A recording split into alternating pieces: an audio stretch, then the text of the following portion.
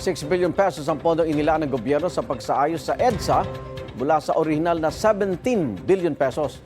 Ayon sa Department of Public Works and Highways, gagamit sila ng mas matibay at makabagong teknolohiya sa pag-aaspalto sa ilang piling bahagi ng EDSA.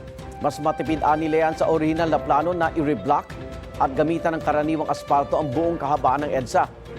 Pinaikli rin sa 8 buwan ang EDSA rehabilitation mula sa orihinal na 2 taon. Magsisimula na ang Phase 1 ng EDSA Rehab sa bisperas ng Pasko, December 24 hanggang January 5, 2026.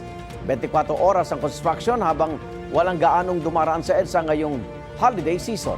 Pagkatapos na ng holidays, alas 10 ng gabi hanggang alas 4 na madaling araw ang EDSA Rehab para hindi makaabala sa mga motorista.